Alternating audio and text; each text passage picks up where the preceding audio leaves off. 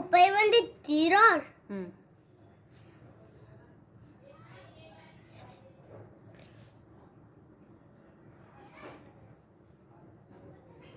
Hello everyone, welcome back to my channel.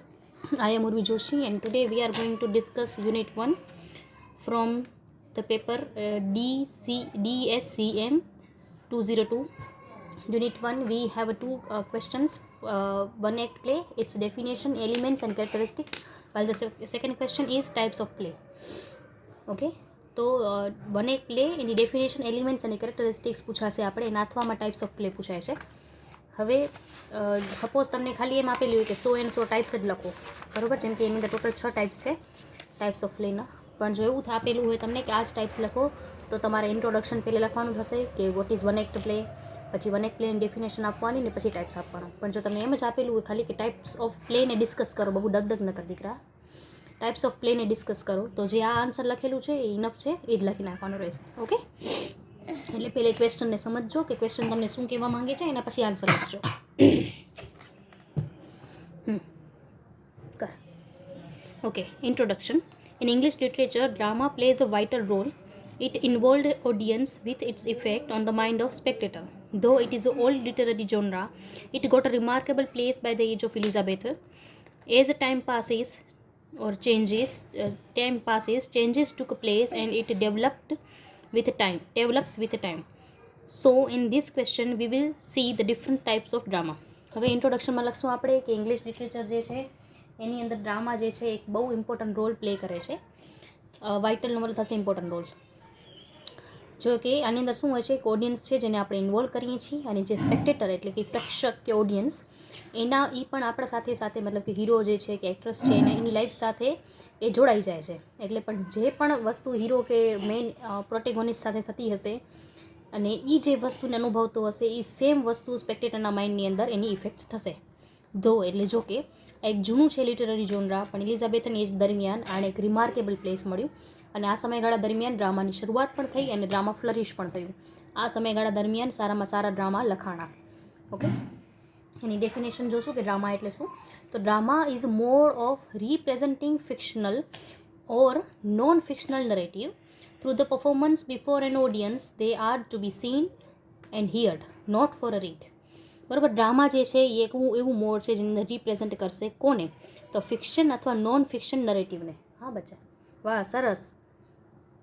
હા, લખી છે કમર ટપાલી ઠઠડીઓ લખી છે. દગદગ ન કરો છો દીકરા. ફિક્શન અને નોન ફિક્શન નરેટિવને, ફિક્શન એટલે કે એવું જે ઇમેજિનેશન પર ડિપેન્ડન્ટ હશે, નોન ફિક્શન એટલે કે જે રિયાલિટી પર હશે, આવા નરેટિવને આપણા સામે પરફોર્મ કરવામાં આવશે. હા, ઓડિયન્સની સામે પરફોર્મ કરવામાં આવશે, બરાબર, જેને તમે જોઈ શકશો અને સાંભળી શકશો. It is not for a read, મતલબ કે ડ્રામાને ક્યારે તમે વાંચી નહીં શકો. મતલબ કે આ સમયગાળાની વાત છે જ્યારે ડ્રામાને સ્ટેજ પર પરફોર્મ કરવામાં આવતું અને લોકો જેમ આપણે મૂવી જોવા જઈએ છીએ એમ ડ્રામા જોવા માટે જતા હતા. જ્યારે રીડ કરવા માટે કરીને જે લિટરરી જોનરા હતા એમાં આવતું પોએમ, નોવેલ અને ટ્રાવેલોગ. ઓકે, કે જેને તમે રીડ કરી અને આનંદ લઈ શકતા, જે લોકોને રીડિંગને શોખ હોય તે. ઓકે, ટાઈપ્સ ઓફ ડ્રામા જોઈએ. તેની અંદર છે tragedy, comedy, tragic comedy, melodrama, opera, historical play અને મ્યુઝિકલ પ્લે. આટલું આની અંદર આવતું. પહેલે ટ્રેજડી જોઈ લઈએ. તો tragedy is a literary genre which shows the sad element of life. The word came from the Greek word tragedia, which means God song. In tragedy, writer shows the suffering of a main character who lost some of his near and dear. It is able to evoke our emotions like a pity and fear. The journey of main characters, the protagonist, hero, suffers from too good to too bad. Audience feel catharsis which lighten the person. The famous example from Greek tragedies are Seneca, while in English literature Shakespeare's tragedy are famous, which are Hamlet, Macbeth, King Lear and Othello.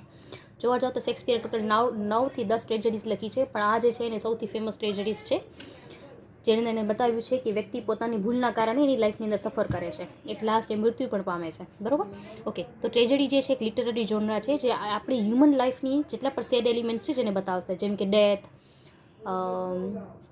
Anxiety, suffering, suicide. हाँ कल मरे मुझे cycle लेने आने રાજીથી દવા અને અન્વિતભાઈ રહ્યા. સરસ. આને કંઈ બોલે નો ડાયો દીકરો. ચલો, જે ગ્રીક વર્ડ ટ્રેજોડિયા પરથી આવ્યું, જેનો મતલબ થાય છે ગોડ સોંગ. આનો મેઇન કેરેક્ટર જે છે એ સૌથી વધારે સફર કરશે, એના નિયર એન્ડ ડિયરને ખોશે. બરાબર, ઘણી વખત એના ફાધર, એના મધર, એની બિલવેડ, એને બધાની મૃત્યુ પણ થશે. એટ લાસ્ટ એ પણ મરી જતો હોય છે. આનું જો તમને એમ પૂછવામાં આવે કે ગ્રીક ટ્રેજડીનું ઉદાહરણ લખો તો થશે સેનેકા, આને યાદ રાખજો.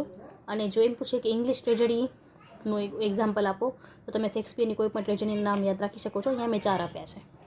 ઓકે, હંમેશા ટ્રેજડીનો હીરો જે છે એ એક હાઈ સોસાયટીને બિલોંગ કરતો હશે, જે રોયલિસ્ટ હશે. For example king, prince, general commander, આવી રીતે. અને આવો વ્યક્તિ એની લાઈફની અંદર સફર કરશે પોતાની ભૂલના કારણે, જે યુનિવર્સાલિટી બતાવશે કે એણે જે ભૂલ કરી એક સામાન્ય ભૂલ છે, દરેક વ્યક્તિ કરે છે. બરાબર, અને જો આને સફર કર્યું તેનાથી શું થશે, આપણે એના પર દયા પણ આવશે અને ફિયર પણ થશે કે જો આની સાથે આવું થાય છે તો આપણા સાથે પણ આવું થઈ શકે.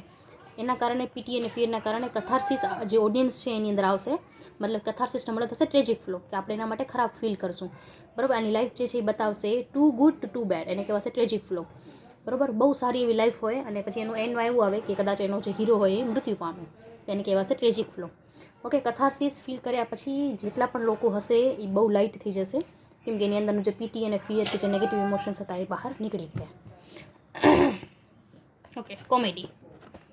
Comedy is a literary genre which is opposite to tragedy.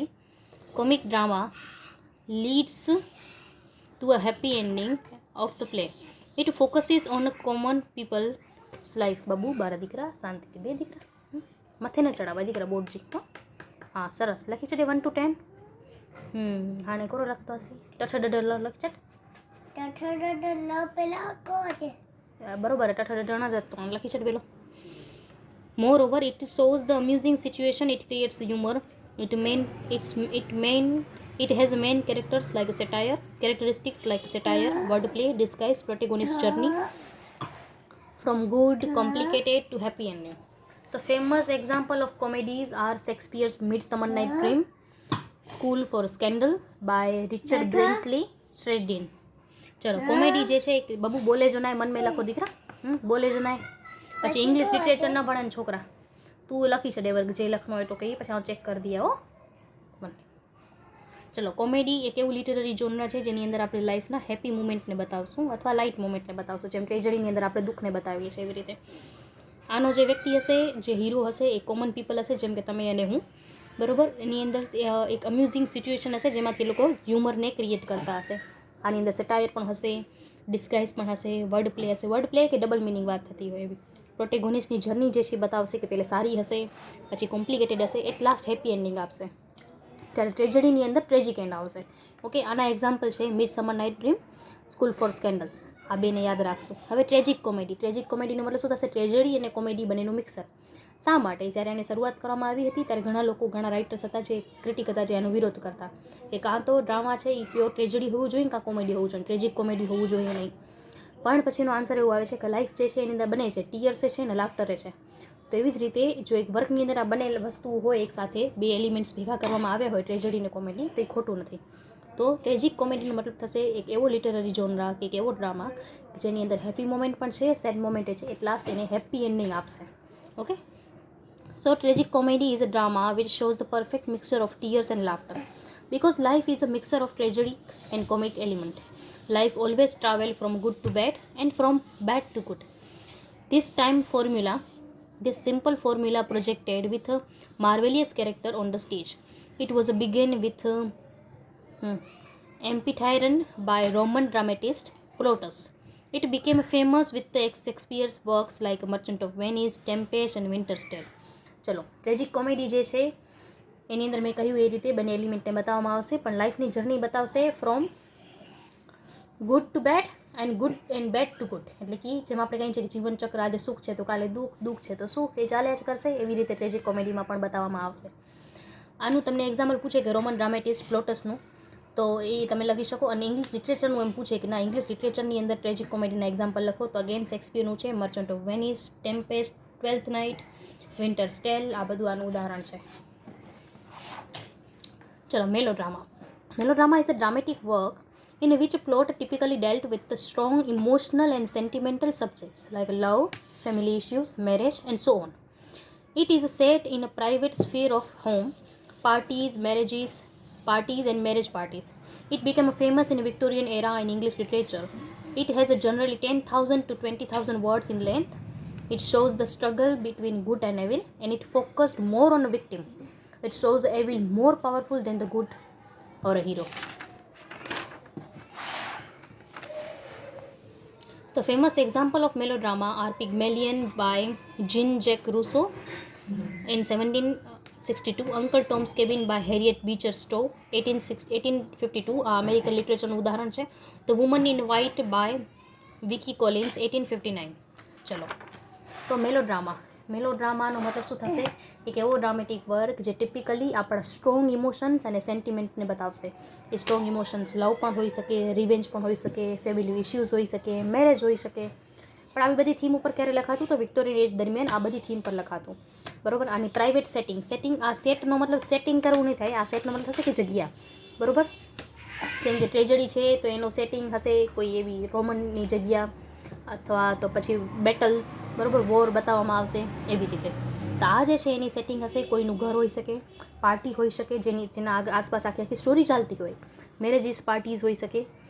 અને આ વિક્ટોરિયન એજની અંદર સૌથી વધારે ફેમસ થઈ. 10,000 to 20,000 વર્ડ્સ લેન્થની અંદર લખવામાં આવતું અને સ્ટ્રગલ બતાવવામાં આવતું ગુડ વર્સિસ એવિલ. પણ વધારે પડતું વિક્ટિમ પર ફોકસ કરવામાં આવતું અને એવું બતાવવામાં આવતું કે વિલન છે એ હીરો કરતાં વધારે પાવરફુલ છે. વાવ, ઘર બનાય તો સરસ. અંબાઈ જો ઘરે સરસ ઘર અંબાઈ તો જોતો.